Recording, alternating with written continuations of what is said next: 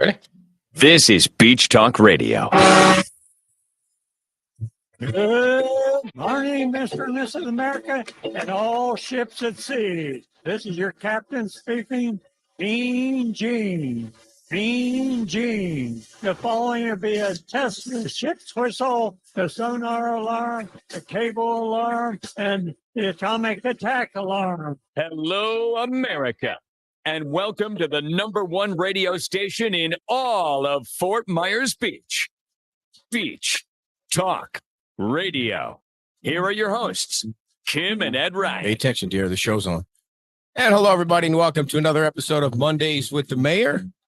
It is episode number 11 already, and we have a great show lined up for you tonight. Our special guest, Mike Hoff from Consulting. Let me get it right. Coastal Engineering Consultants, because we're going to talk about the beach renourishment project. And we're hoping that Mike has his microphone figured out for us. Good evening, Dan. How are you? Good. Did you get a new dog? I recognize a black dog back there. No, that's You didn't meet Callie before? No. That's Jillian, our daughter's dog that we've had for a while. So yeah. Let's see if we can get Mike in. Mike, you there? Can you guys hear me? Oh, beautiful. Everything's working splendidly now. So, all right. Mike, before we get into the meat of the questions, why don't you kind of explain to the folks that are listening and watching exactly who you are, what you do, and what your background is? Sure, Ed. Thank you, Mayor Dan. It's a pleasure to be here with everybody. My name is Michael Poff. I'm the president of Coastal Engineering Consultants, and we've been in Southwest Florida for over 40 years, helping local municipalities with their beach dune restoration programs, as well as marinas and waterfront development and other kinds of ecosystem restoration types of projects, anything relating to marine and coastal engineering and surveying. So the town hired our firm to help them with their beach renourishment program. In 2011, the county and the town partnered with the state and did a restoration project on the north end of Fort Myers Beach. We were not the engineer at that time, but we did know quite a bit about the project. And so as we've done other projects with the town, including the mooring field and some of the marine infrastructure, the town looked for a consultant and we put our credentials out there. They hired us. And so it's been our pleasure and privilege to be working with the town. We started in 2021 with basically the new design and permitting of the project and the expansion of the project to look island-wide, look at all the critical erosion areas. And as we were knee-deep in permitting, Hurricane Ian struck the coast, of course, did catastrophic damage to the town and to the beaches. And so we're working on as many opportunities to get sand on the beach as quickly as we can through state and federal opportunities. And so that's why we're here to talk about what those opportunities are and where we're headed next. So is there any update from you, Dan, or from you, Mike, about this objection that was made by the second bidder on the project? That's kind of slowed it down a little bit. Any update? Yeah, I can take that. I don't know if Mike knows. I'm sure he does know, but they withdrew their objection. Oh, today. Great. That's news right there. Thank you to Bergeron for letting the town move forward. That was a nice gesture on their part. Great. So I just had a quick question. When you were talking about that you were in the process of doing this and then Ian hit, what further complications did that pose after the storm? Well, certainly the most complicated activity is getting the beach cleaned, getting the debris removed, and getting it prepped for construction. And the impacts to the whole community and to Southwest Florida have affected the U.S. Army Corps of Engineers office and their ability to timely review and issue permits. So they're overwhelmed with activities that are, of course, of this nature, as well as all the other projects that they're normally reviewing and permitting, let alone all the emergency projects.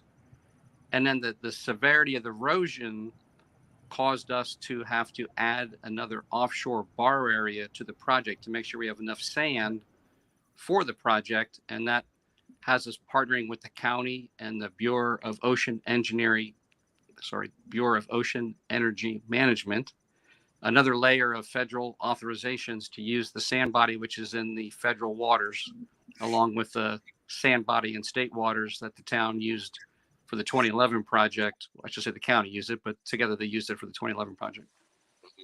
So Mike, what kind of explain there's two prongs to this whole beach renourishment. The first one is the emergency berm that needs to be built, and then the second one is was the major one that was going to happen, that was kind of in the process. Can you kind of take us through the two different projects? Sure.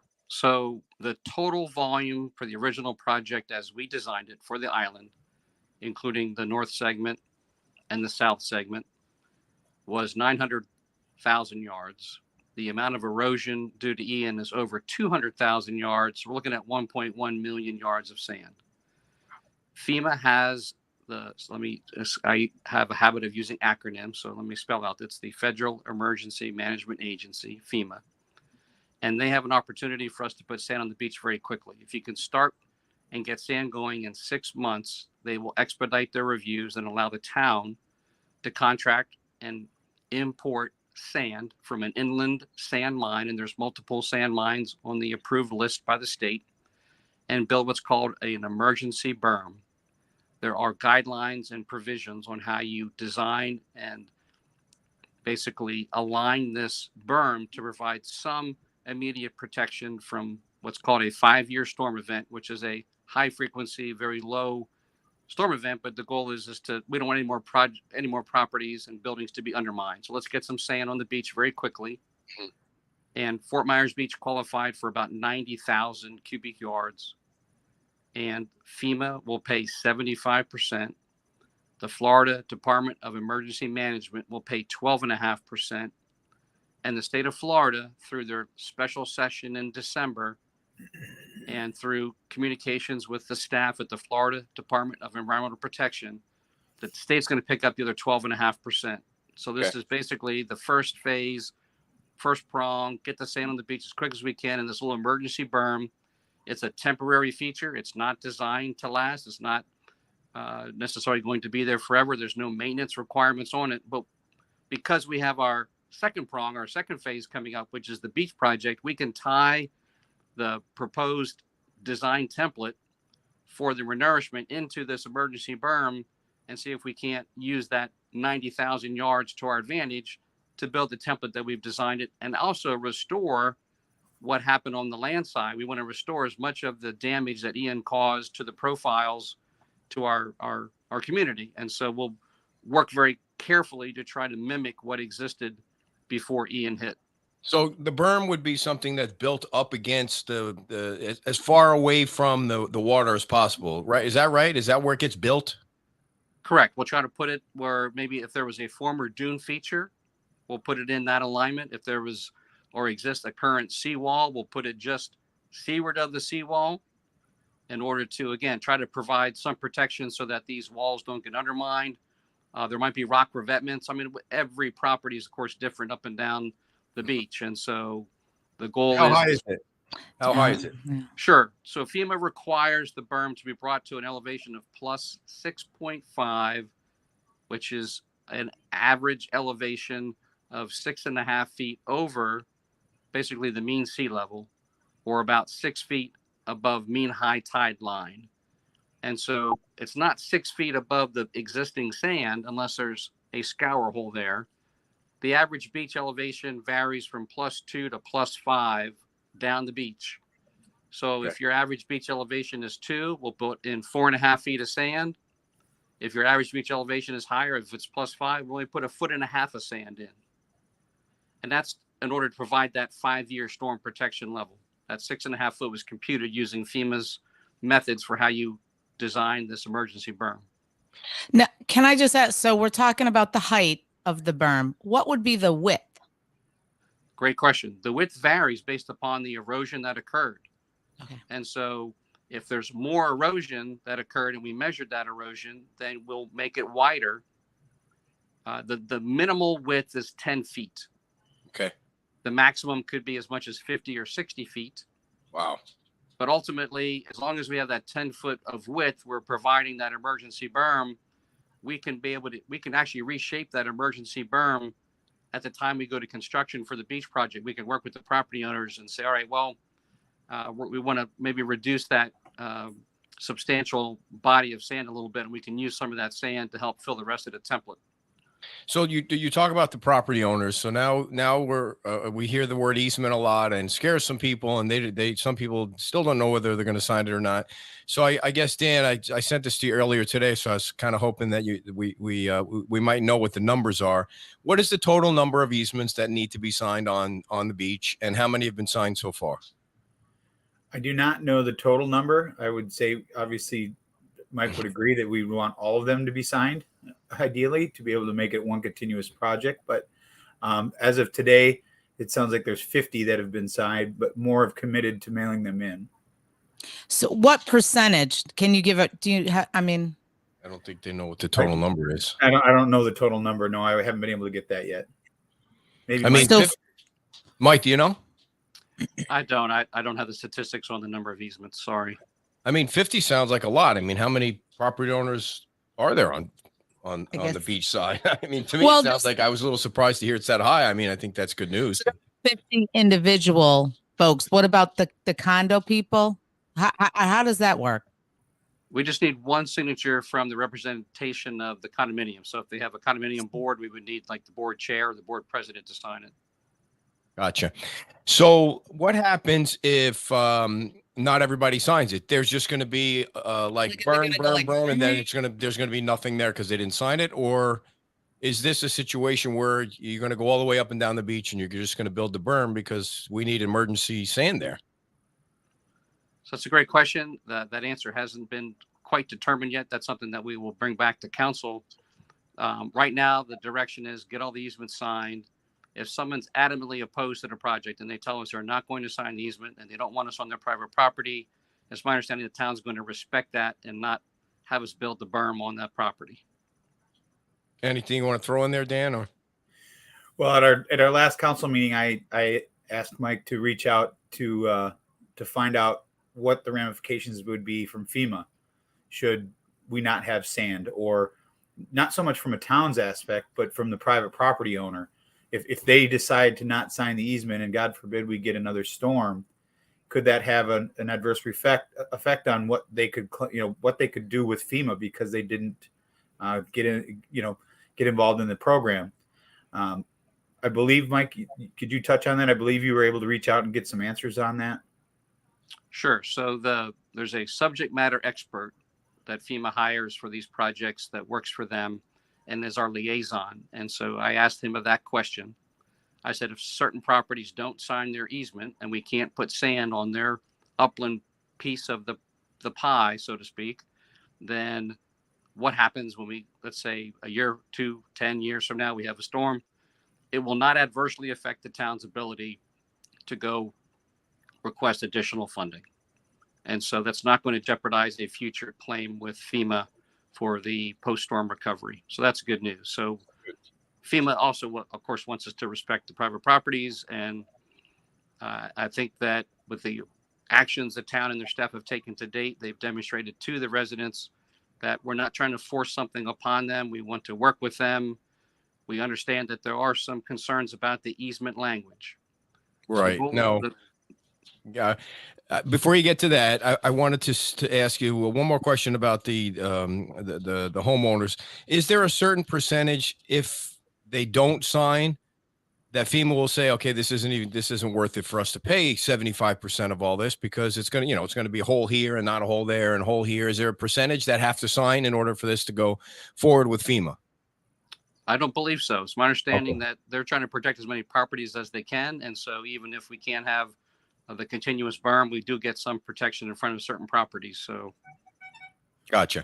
Okay, so I think you were going to touch on this, so I wanted to ask it point blank. If a homeowner on Fort Myers Beach signs an easement for the emergency berm, FEMA comes in and puts sand on their property, does it become public property? So just to clarify, FEMA is not going to do any of the work. Okay. So the town will hire their contractors. So just to clarify that. So there's definitely concerns by the residents about how the language is worded. And so we asked the town manager and the town attorney, to look at this. And so the response is as straightforward as it gets, and that their goal is to work with the property owners. They're very aware of the concern by the residents. And so the town's working with the regulatory agencies to determine what we can do to revise the current draft of the easement, to clarify that it's the intention of the town's contractor to build this berm. So we need access for them to build the berm while respecting upland property owners' rights. So we're not trying to create any new public access. And so they're working on the verbiage as we speak. They're trying to tweak things to try to clarify it and what have you. So I envision we'll get more direction from the town manager and the town attorney after this call and throughout the week to try to see if we can't address everybody's concerns. Dan, what's your read on that? It sounded like even Heron was saying that this went to the Supreme Court, and you are using taxpayer dollars to put something on private property, and it was determined that it was access to the public, I think is what Heron was kind of saying. So what is your read on it? Well, I did speak with John since the meeting about it. He is working on it. He thinks there may be a way to soften the language to help alleviate, I think, some of the concerns that Mike was just alluding to. As Mike said, this is not the intention of the town to try to take away anyone's property rights. And there's a difference, I think, and I'm not a lawyer, but I think there's a difference between allowing someone to just cut through your yard and use the beach versus walking down the beach. Mm-hmm. And I think that's kind of what John was alluding to. And I don't want to speak for John, but I believe that's more of what he was alluding to versus people cutting through your yard and using your, the back of your property. But I don't have an answer from John yet as to if the language is going to change, if it can't change, but he's certainly been listening and doing what he can to work with our partners to get it changed. I guess I didn't want to make it sound like I felt like the town was trying to take private property away from the property owners. I guess I'm just trying to get clarification. If you use taxpayer money to put taxpayer funded sand on private property, does it become public property? And that's what I'm trying to figure out.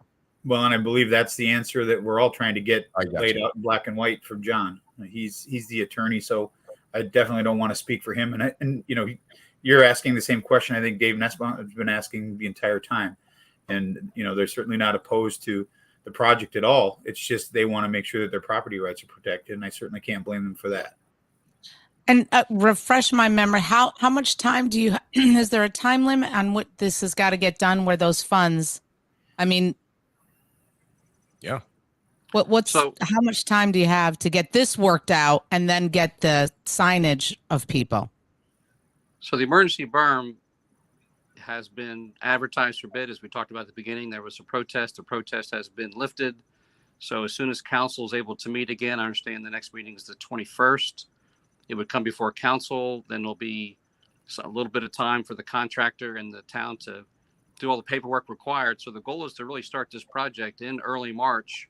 The sooner we start, the better it is for everybody to get the sand on the beach, get it on before hurricane season. And we do not want to work deep into sea turtle nesting season or shorebird nesting season.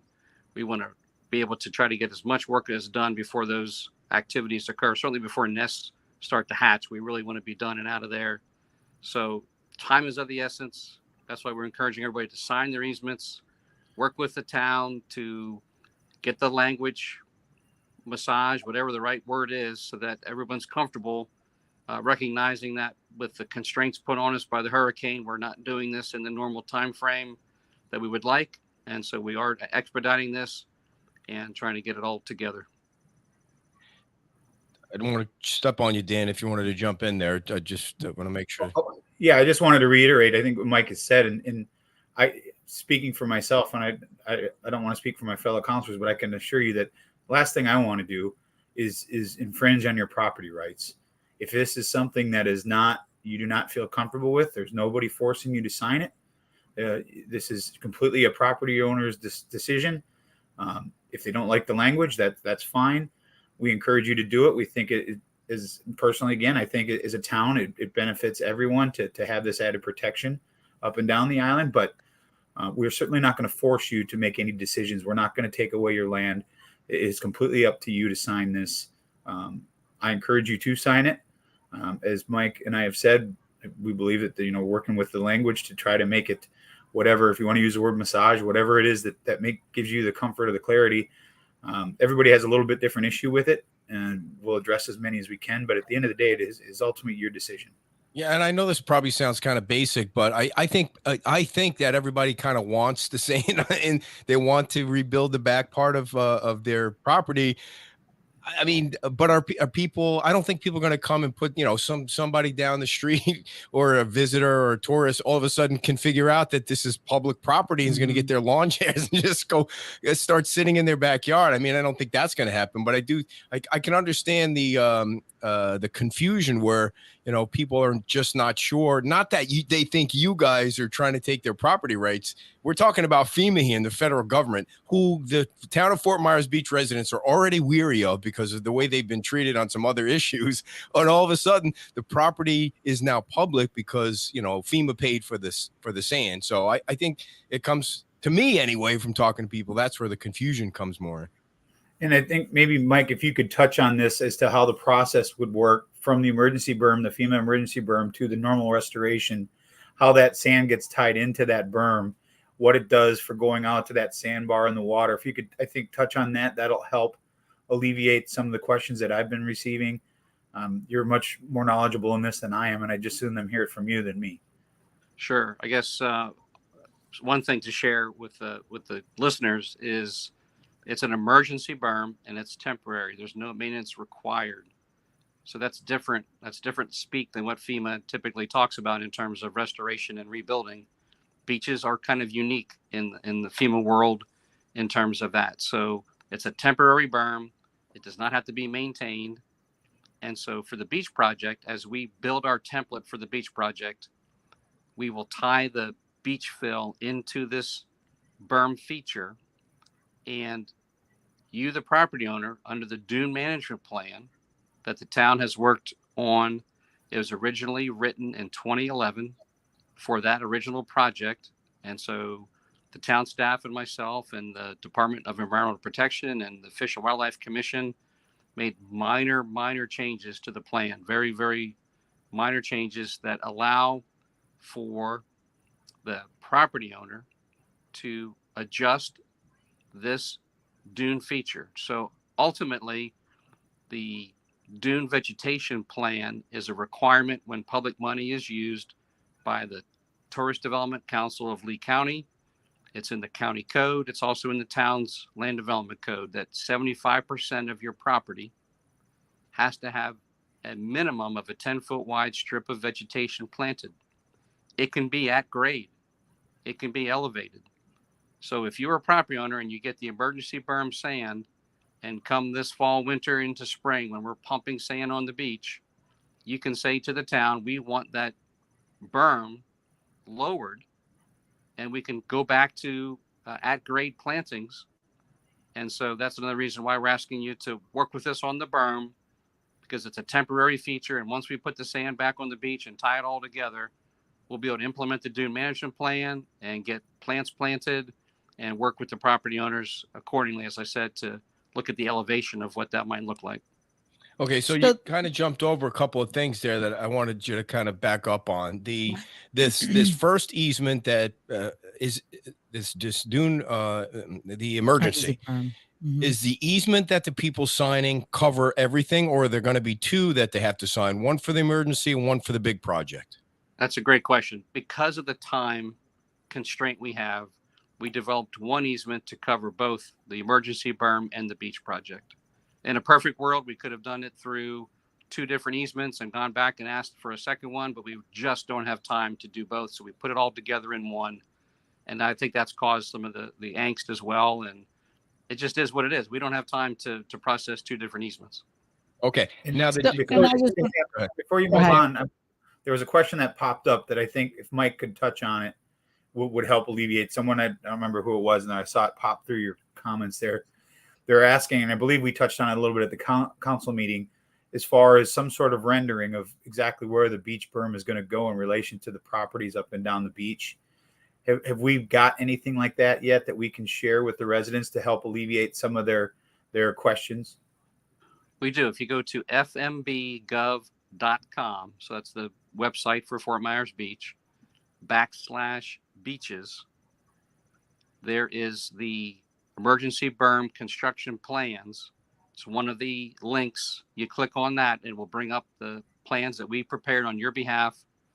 And it shows the location in plan view, so on an aerial, and also in cross-section form where that berm goes. And I think what people will see is we've tried to mimic as often as possible what it looked like before Ian hit. It doesn't always work that way, but we've tried very hard to mimic that. And where we have scour holes, where really those ruts got cut into the beach and there's these deep holes and things, we're also going to fill some of those holes up in order to support this berm feature. So, Gotcha. So the berm is going to go in, and then that, because that's temporary, then you would use that sand in the next phase for building the dunes, and then the dunes are going to be at grade, or they're going to be up. it's up to the property owner. Okay. Okay. Now, just And I think it's an important point. I think that needs to be stressed. In your experience, Mike, how often does that happen where the property owner would have the ability to adjust the height and the dunes to fit their needs with the plantings, as I said, with the height? If you could touch on that, because I think that's important. That's another question that has been asked a lot is can we maintain it? If it starts growing too big, can we bring it down? And what that minimum height would be that they could bring it down to. Sure. So in my 30 years of experience with the projects from Marco Island to Sarasota County, the town of Fort Myers Beach is the only entity that has put this kind of plan in place to work with the residents to give them this kind of flexibility. I've never seen anything like it before. And so I think the town should be applauded, as well as the residents who worked in 2011 to develop it the first time and now are working with us now for the second time to put this plan in place. The goal is to get as much dune vegetation as we can in order to satisfy the public use of funds. Dunes provide a great benefit to a lot of different creatures and species and flora and fauna. And so we're big proponents of dunes. And the beauty of it is as this dune feature grows up, you are allowed to lower it. And what you have to do is you have to go in and apply for a permit. It's free to apply to the town. And the town will then grant you the ability to lower that dune feature. If you want to move the sand on your property a little bit further landward or a little bit further seaward, you have the right to do that too under this dune management plan. And for those of you who are very familiar with the North End, every property up there had its own little unique dune feature. It was designed by the residents and the town staff. It was built that way. It was planted that way. And so some people liked to have the dune right at the seawall. Some people wanted it 25, 30 feet off the seawall and created this little privacy area. Some of the commercial properties wanted a place to hide their beach chairs and things. And so all those things were happening at the North End in this plan. That's what allowed for those things to happen in such a unique fashion.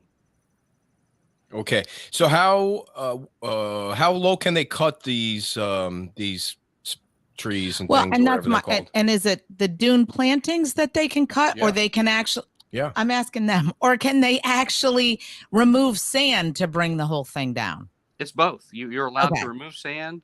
So let's back up. So the emergency berm will be put in place. We'll pump the sand on the project for the renourishment. At that point, the property owners in the town can work together. Even before it's planted, there may be some things we can do to modify the location and the elevation. But let's just say that we get all that done and property owner A says, I want my dune plantings at grade. That sand, that emergency berm sand, can be redistributed on their property and leveled so that it's flush with the grade and there's no elevation. And then we plant it. Okay. Or property owner B could say, well, I'm going to leave it the way it is. It's at plus 6.5. Let's plant the plants and it grows up to 8.5, 9 feet. And they say, I want to bring it back to 6.5. They can remove the plants. They can take sand and distribute that sand on their property and then plant new plants.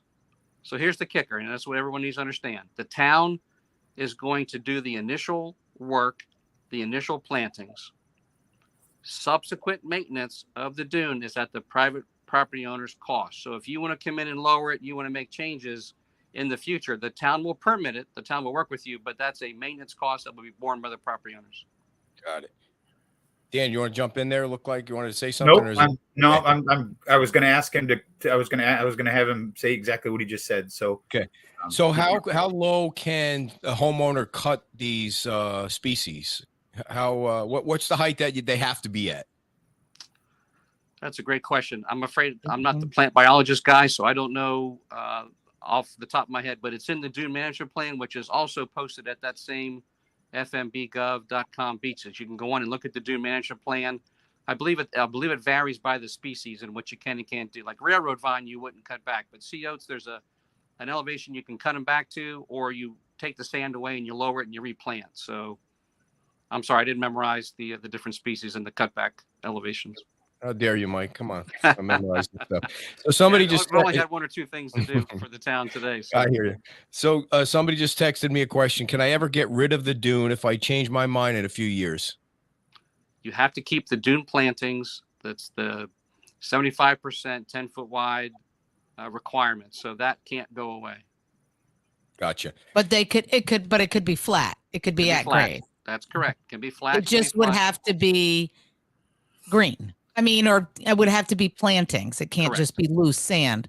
Correct. And then those different plants, I mean, I'm not familiar with how they look, but I'm guessing from your description, some of them grow up and some of them just stay pretty close and hover at ground level, like ground cover. That's correct. There's 3 different species. And so one grows up and also attracts sand, windblown sand. It catches windblown sand and it can keep accreting. And then one's kind of a medium, and then one's ground cover flush with the ground, railroad vine, which would only be like just a couple inches. Gotcha. But it's important to reiterate there that you can keep it maintained down to that 10-foot, correct, Mike? 10 foot wide. That's correct. 10 foot wide. So that's measured in the shore perpendicular. So if you measure from your seawall to the beach, it has to be 10 foot wide in that direction. And has to be across your property 75%. So you can have 25% of your property could be just bare sand in that 10-foot strip, and then 75% of that 10-foot strip has to have the plantings. Dan, are most of the concerns about this, the dune plantings, that people are afraid they're going to lose the view of the beach? Is that what they're worried about? I mean, that's what I've heard. Yeah, that's some of it. And I believe that was Margaritaville's issue that they had. And I believe that they worked out a resolution with town staff and the plantings and a plan that would work for them. And I believe they've publicly stated that they're going to sign the easement because they worked with the staff to get what works for everybody. So again, I think the point is that the staff is willing to work with you. Chad is willing to work with you to we don't want to block your view. That is not the intention. The intention is to protect the island as a whole as best we can. And with the ability to be able to maintain the vegetation, as Mike has said, is a tremendous asset to the town. It's something that we haven't had before. So I think those things combined gives us a great leg up to be able to achieve our goal as a town, to protect the town, and achieve your goal as a landowner and a property owner to be able to keep the view that you paid a lot of money for, quite honestly. So we're trying to do the best that we can to get the most people on board for the greater good of the island. And you're not allowed to just stick a lawn chair or 2 or 10 on top of these dune plantings, right? There's got to be some kind of protection of these plants. You can't just, dilly-dally around in them. You'll wreck them. Right? That's a great point. Yeah, the sea oats and other vegetation are protected by the state of Florida. Oh. And so you cannot just go walking. And so some people can use this dune feature as a means to create that additional privacy that they like. That's what the North End did. They actually pushed their dune plants seaward, like 25 or 30 feet, created this little area. You could kind of have the sand come one direction and then cross and have the path go and meander through the sand out to the beach. Oh, I see. Once it's planted, people are not allowed to be on those plants. They can actually, I believe there's an ordinance that the town can enforce that maybe even have, I don't know if there's penalties or fiscal things, but yeah, those are protected plants by the state of Florida. Yeah. I had a question. Well, I did. So the FEMA is going to pay, and the other 2 entities, their part for the emergency berm. And so then that'll be in for how long? How long is that there till you get the other plan going, till you get and then Correct. You'll pull that sand back out if people don't want it, and then they can have it flat again. Correct. I guess See, I didn't know that. I thought the emergency berm is there to be an emergency, but I That- guess my question is, well, not my question, but I'm just thinking if they're paying for that emergency berm and then but property owners are allowed to then make it flat again and a storm comes, it's kind of, it didn't really do right what it was supposed to do. Because the idea is that the emergency berm is going to protect the property owners and whatever, and everybody else behind them. Right. But once we put the beach project in place and we add all that sand and elevation, now we've restored and actually we've offset all the impacts of Ian and beyond, because we're going to put this 900,000 yards of sand back on our beach. There's your storm protection. So that little berm isn't really going to do it much anymore when you got this big wide beach. And we're also adding some elevation. We've raised we'll raise the elevation of the beach in some areas that are low lying, either through natural processes or by erosion. So that big beach we put out there is just going to be the buffer. So for the areas where the beach is really close, like some of the condos, that's where a lot of that sand would go, and just give them a couple 100 feet to the, I mean, I'm using my numbers, but a bunch of feet to the water, and that is the safety effect that you're talking about. That's correct. Okay. Dan. No, I think Okay. I think it's just important that people understand that part of it. That Mike, I think, covered it very well. That once you get that 900,000 cubic yards or million cubic yards of sand from the normal beach renourishment, that essentially takes that berm and spreads it out into a much greater width that creates that elevation from the sea level to get you up to that plus 6.5 feet, I think, that Mike is referring to. So the emergency berm is there, just as it says, it's an emergency berm to protect until the beach renourishment can be done. Once the beach renourishment is done, should you choose to be involved in it, that berm takes, the beach renourishment takes place of that berm. Am I saying, Right. stating it kind of correctly, Michael? Yes, sir. It's almost like you're pushing the Gulf out. Yeah. Yeah. One of my staff years ago called me Moses. He said, I'm pushing back the sea. So, Oh, that's going to stick. No kidding. I'm going to make sure of that. I'm gonna That's cut gonna that one stick. out. So, Mike, I you just want to ask too, because this question has come up a lot.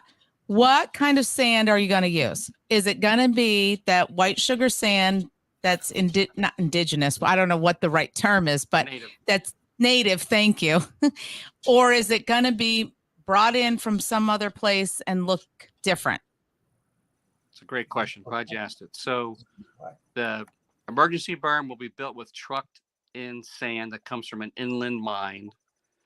There's 4 or 5 different mines that have been approved in the state of Florida. They each come from a different geologic formation. They each have a different vein. They each have a different color and feel to them. All of them are beach compatible.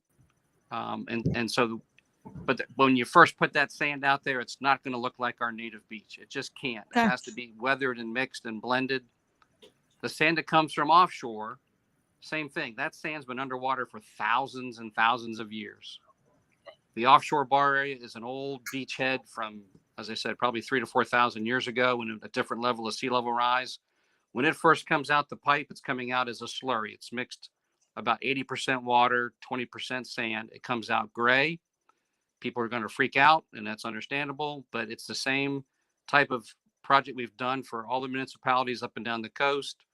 The nearshore bar area that was used in 2011 is also an option to be used. And that sand didn't come out beautiful white sugar sand all of a sudden. It was perfect. It takes some time for it to weather. The upland sand takes longer because, as I said, it's coming from a different geologic formation, depending on where it comes from. The closest mine is in Immokalee. It's the most comparable to our beaches compared to some other pits. But again, it's all good sand. Collier County has used it. Sarasota County has used it. I don't know if Marco Island has or not, but I know Collier County uses it on their beaches, as has Sarasota County. And so it'll be slightly different color. And so it takes some time for the sun to bleach it. In a perfect world, as I said at the last meeting, if we were doing a truck haul project, in a perfect world, we would have the mine take the sand and spread it out and let Mother Nature bleach it and lighten it up for us before we bring it to the beach. We don't have the luxury of that time. So it's going to come out. But as we put that huge amount of sand from the offshore bar area out there, and everything gets kind of mixed and blended, and Mother Nature wash it, it'll start to look very, very native. And within a few years, you won't know the difference.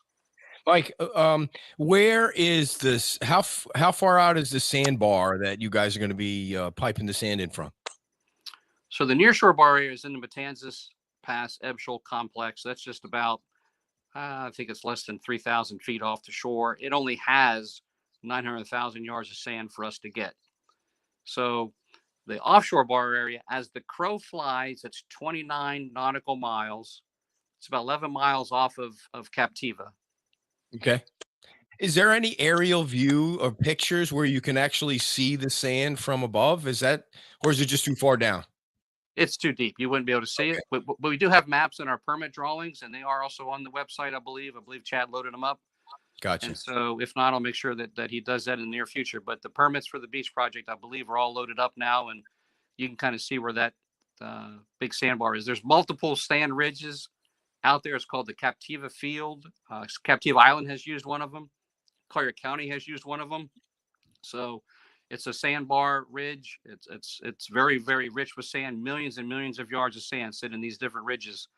And so like I said, our neighbors, Captiva and Collier County, have used them, and the people loved the projects. But again, it takes a little time to mature and kind of wash and lighten up. So, Mike, can I just wait a minute? Go ahead. When you're at Fort Myers Beach, there's some areas, I don't know if it goes all the way down, where you can walk out, you're in water, and then you hit a spot, and then you go back out. They're not taking it from that, or are they taking it from that? No, first? not at all. We're not. We're not taking it from that at all. Nope. That's part of the beach system.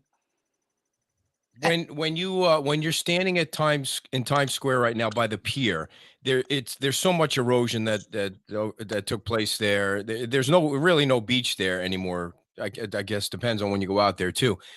How far out will the sand go in that spot when this project is over? We'll translate the water line about 150 feet seaward in that location. Wow, that's great. You mentioned 6 months earlier. You have 6 months to get this FEMA money to pay for the emergency project. Is that 6 months from the date of the storm, or 6 months from another date? It's pretty much from the date of the storm, and we have to have the project well started. And so we had, and basically just use October 1st, October, November, December, January, February, March. That's why we want to get things rolling in March. We have to ask for a time extension. And so as long as the town has made good faith and has begun the work, FEMA officials have said they will grant a time extension. They realize the devastation that's occurred. And in fact, the town of Fort Myers Beach is the first community in Florida to get their emergency berm designed and on the street to try to help the residents get that sand back. That's my understanding. South Siesta Key is doing a bid this week. Collier County is working on theirs. And I know that the communities on the East Coast that were also damaged by Ian and then by Nicole, they're still working on theirs too. And so, kudos to the town and the staff and our ambassadors and all the people that are helping us. Chad has done a fantastic job trying to manage all these moving parts. So kudos to Chad. Bill Perry, one of our contractors that does a lot of work on the beach for everybody. He's been trying to help basically bridge the gap between town staff and myself and the residents, saying, look, work with us and let's get this figured out together. I watch some of these people that are complaining about the trucks and the things like that. It's like, how do you expect the sand to get here? You just expect it to just drop out of the sky and then all of a sudden it's on the beach. It's got to get here somehow. How many trucks? How many truckloads of sand? He mentioned it, but can you say it again? How many truckloads? Actually, I didn't. I thought you know what? Did. I can actually figure that out though. Give me a second. Well, while he's doing that, I think it's important that I've had people ask about why people, why the 6 months? Why 6 months? Why is it 6 months? FEMA in all things, not just beach renourishment, their emergency projects, that is the deadline that they put to get, I think it's category B.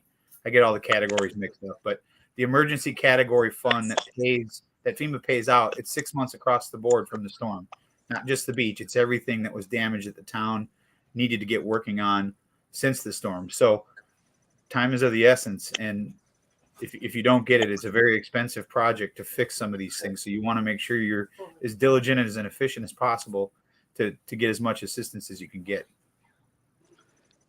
So I did the quick calculation. If the contractor uses 18 cubic yard dump trucks. It'll be 5,000 trucks.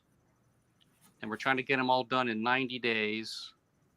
So that's basically 55 to 60 trucks a day on average. So let's figure some days we'll have some downtime. So they're really going to try to get 60 to 70 trucks on working days on and off the beach for that 90-day period. So I can't blame the people. It is going to be impactful to traffic. It is going to be trucks moving on that otherwise wouldn't be in our traffic flow. And there's a lot of work to be done, but this is important.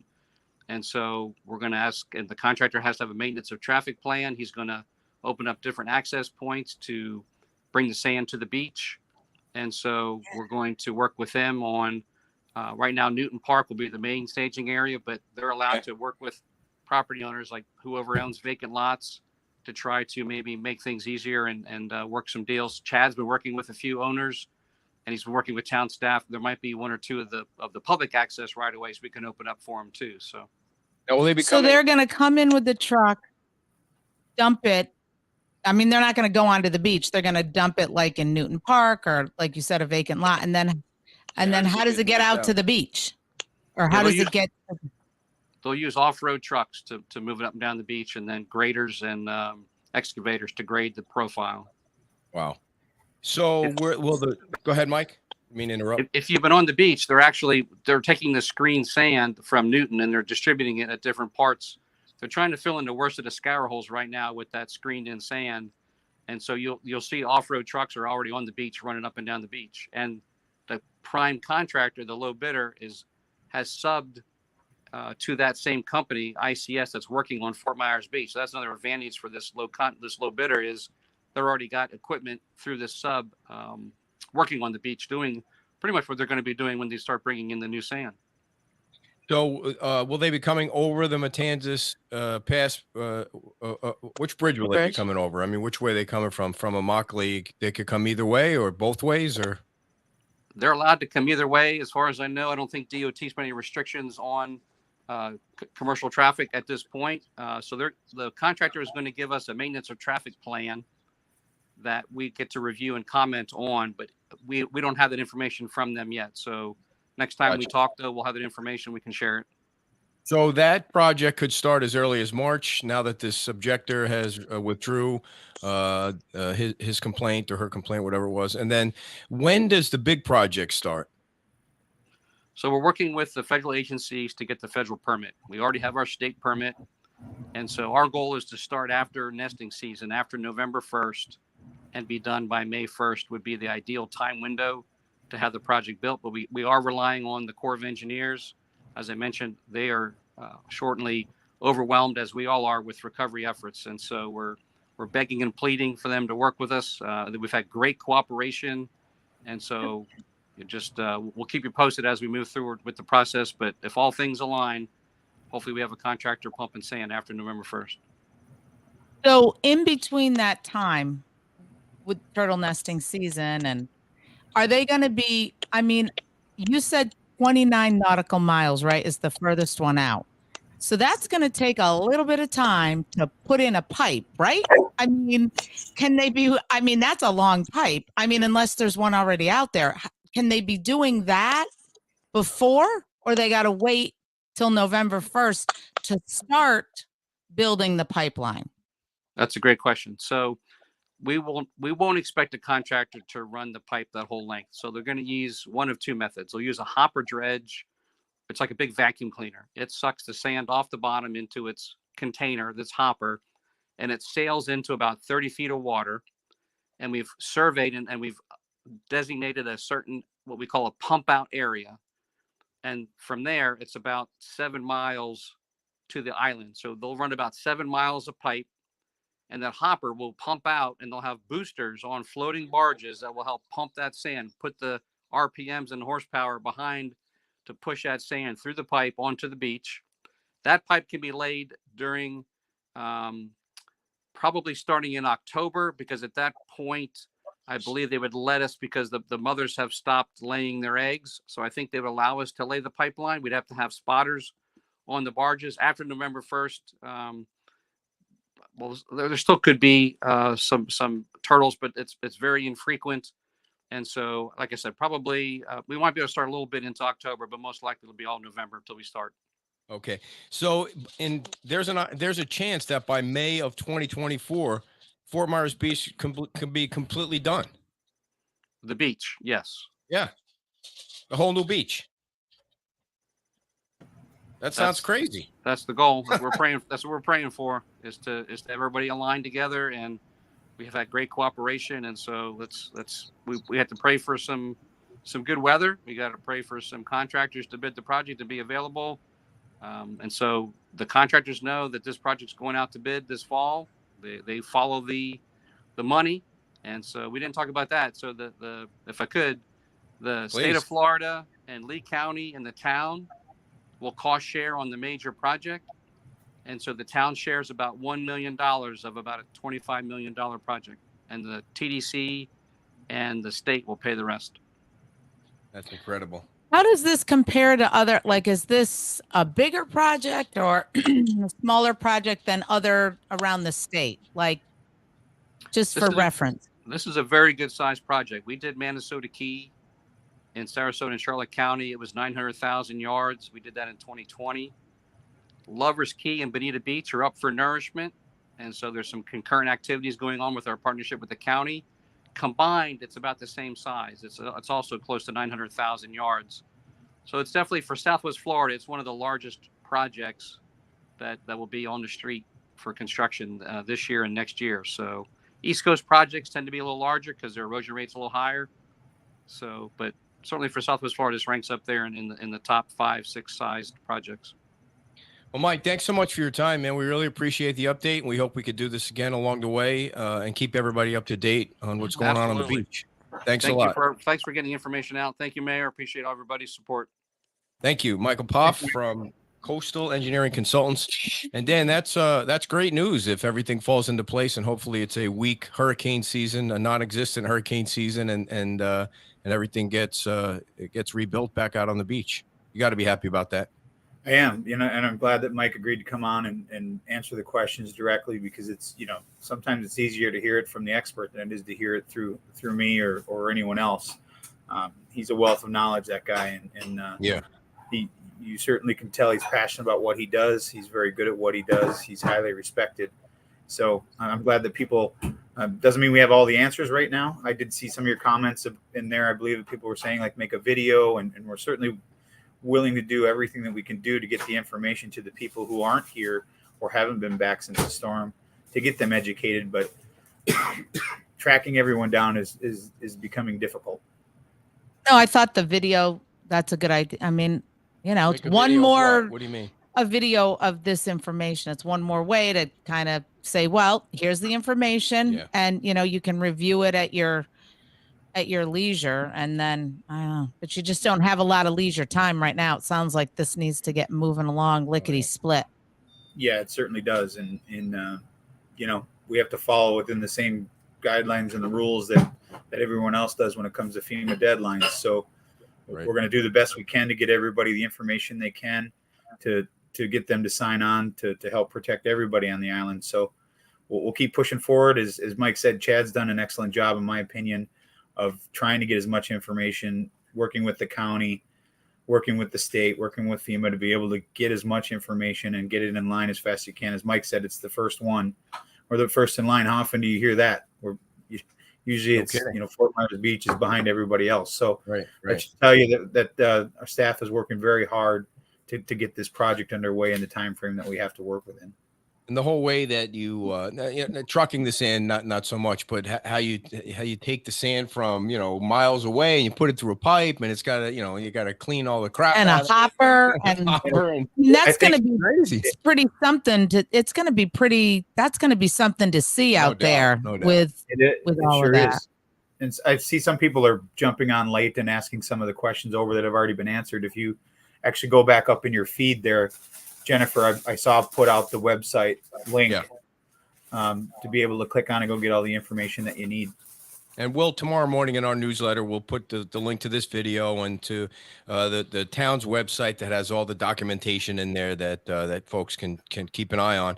Dan, before we let you go, any updates on anything else? I know I got a little bit of information from Keith about the First Lady getting involved in Bayside Park. Is there anything on that you want to share or talk about?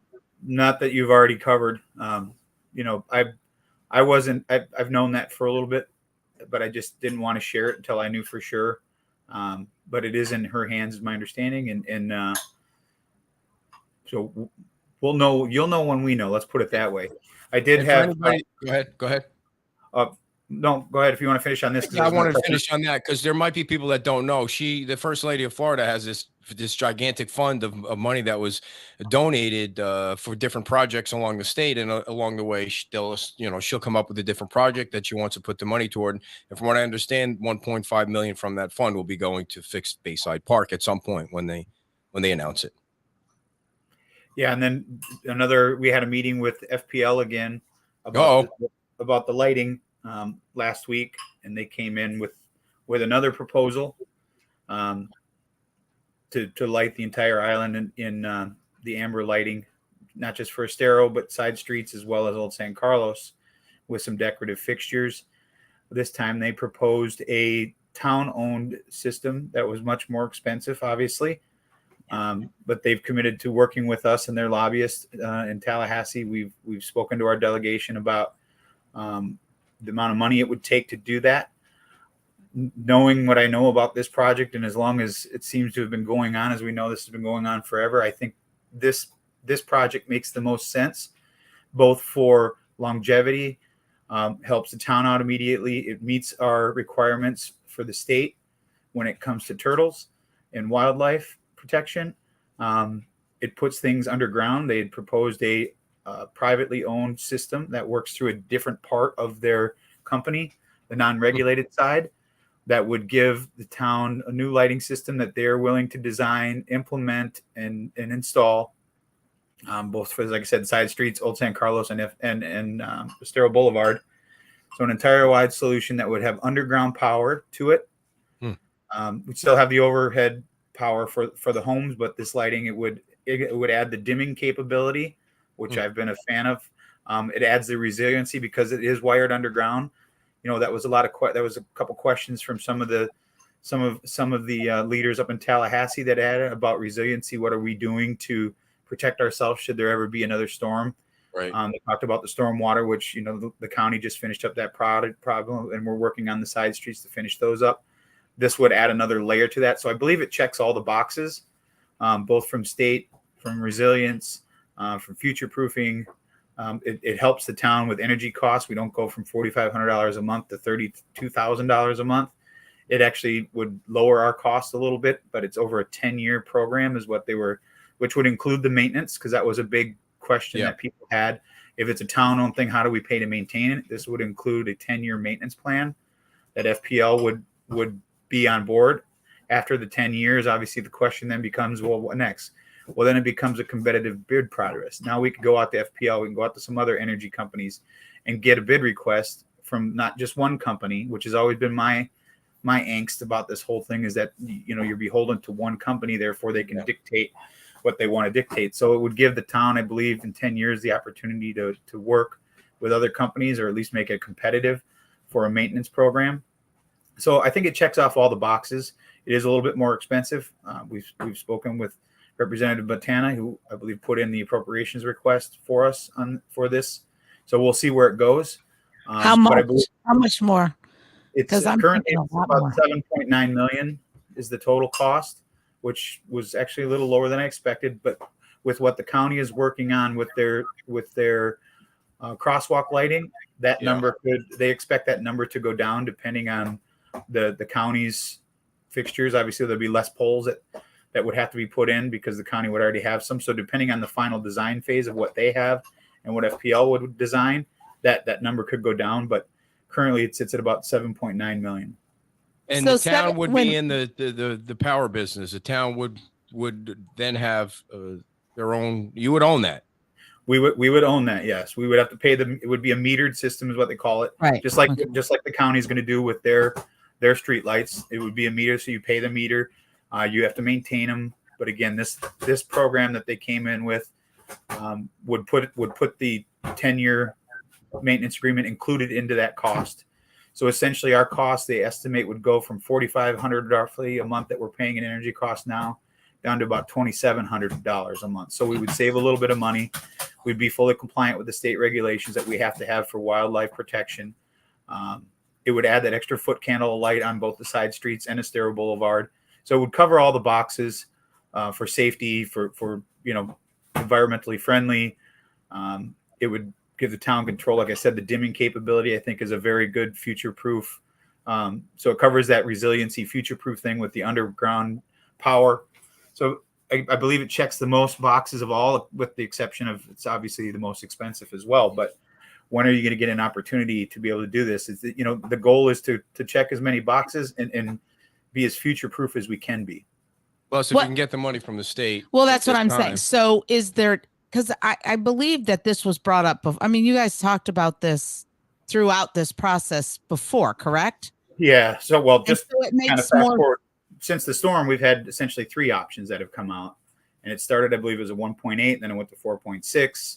And those were both with FPL owned, which they essentially would be passing that cost on to the town to cover the expenses. And that'd be that $32,000 roughly a month. So the town simply cannot afford that. And I was very probably overly outwardly about that's not an option. So they went back to the drawing board. They came back with this. They worked on their non-regulated side. And this is what they came back with. So we've shared the information. We'll see where it goes. The town obviously does not have $7.9 million to put a lighting system in. So we don't have a lot of options.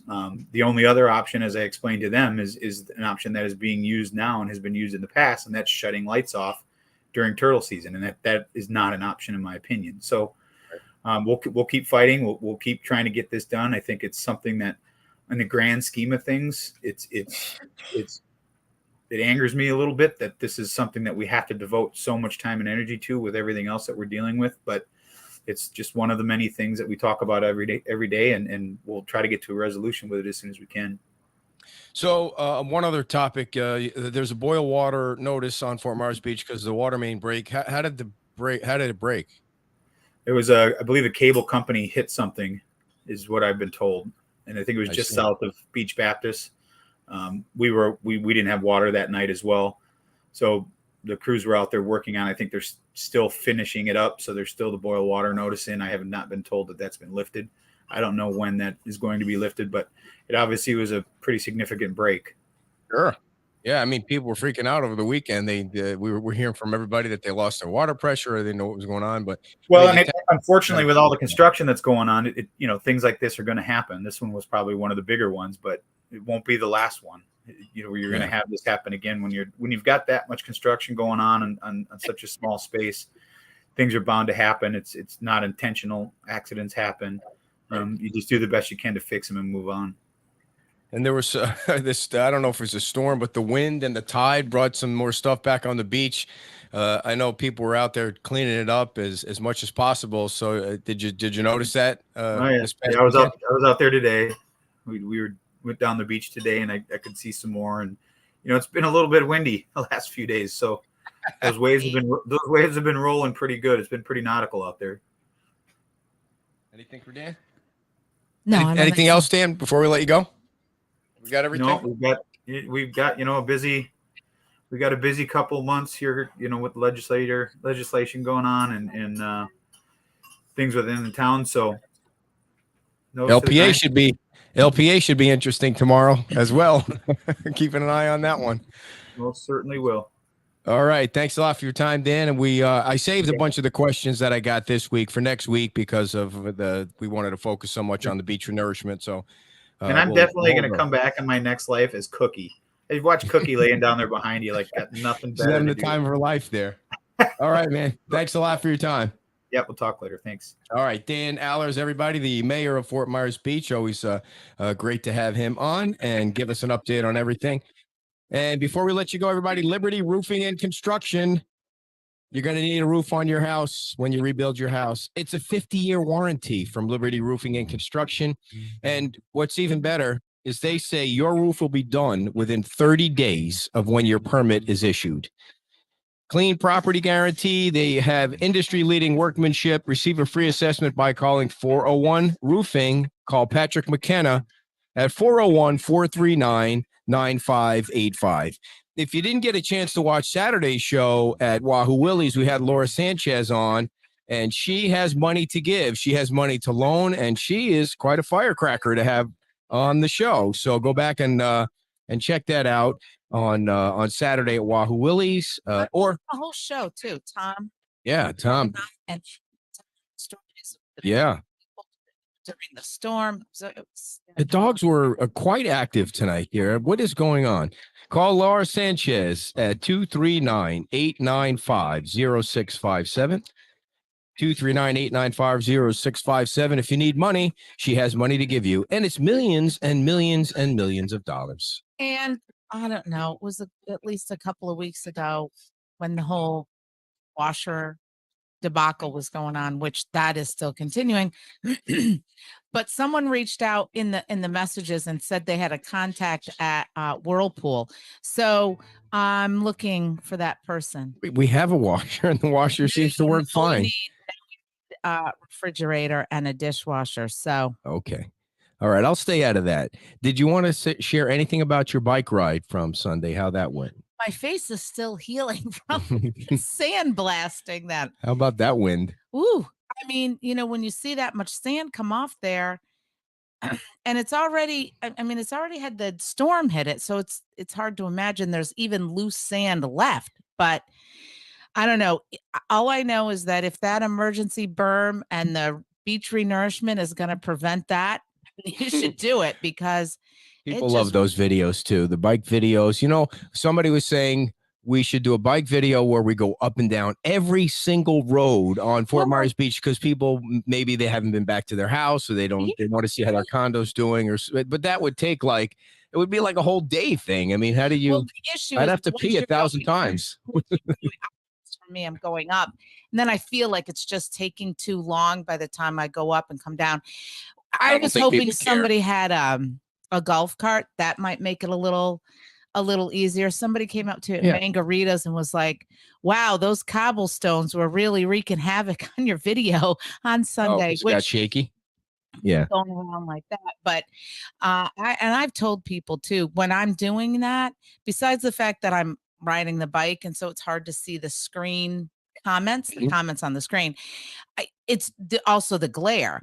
So when somebody was like, "Can you go?" Oh, right. There's no way to see that. Yeah. It's not that I'm ignoring you, and it's not that I'm saying no. I just can't see it at that time. Right. So I am going to go back and look at all the comments, because we've just been running crazy, and kind of jot that down. And somebody did thank me for going down Flamingo Street, and that just happened to be a fluke. I mean, it just was a random thing. But yeah, I mean, I don't think I'm going to do the whole island every a little bit at a time. A little bit at a time. But yeah, I don't mind doing it. If people like it, and they do, and they seem to enjoy it, then yeah.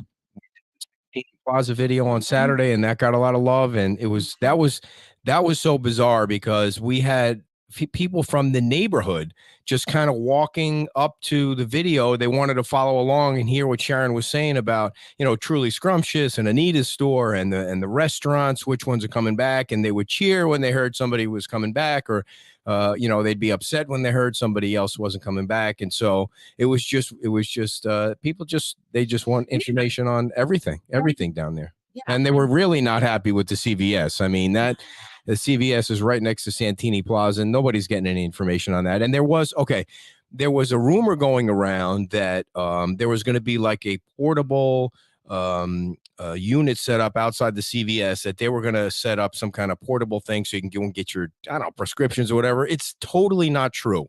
Anybody that heard that or got any information about that, it's not true. It's not happening. There's no information that's accurate on a portable in the CVS parking lot. So you're just going to have to wait. You can always email somebody with, With Hey, what? this would be a good idea. Yeah, of course. This would be Yeah. a good area. This is her assigning me projects again. This is how she does it. Don't send her an email. Send me an email with the assignment. My allergies are on tilt. Was if the camera angle, like when I'm going, do you want to see the street? I mean, it's you not can like a do it. wicked angle thing. So you either see the street or you see. No, I don't think people one want to see the street or the street. other Yeah, side. I think they want to see what's going on the right side, and then when you turn around, you can see it on the other side. Yeah, well, not completely, but yeah. So they want to see what's going on that way. All right. So there was one other thing I wanted to mention. Completely forgot what it is. So never mind. Until Friday night, we'll be back at Margaritas. Oh, the coffee cups. If you went to our Facebook page, the coffee cups are now available for purchase and for shipping. And tomorrow we'll give you the information on the tank tops. And thank you for you folks that say you're getting your shirts. Please send pictures if you get your shirts or your hoodies. And we are out of 2XLs and larges in the hoodies, but we expect to get more in this week. So thank you all so much. You know anyone who wants to outfit a golf cart with a couple of cameras? Here comes Kim. She's got 4 cameras and one revolving around the top of the golf cart. And I do like getting the exercise on the bike. It probably would be easier to watch and you could do more the other way. too expensive for the Yellow Army. That's a good one. All right, everybody. Thanks for joining us. And we'll see you again on Friday night. Bye-bye.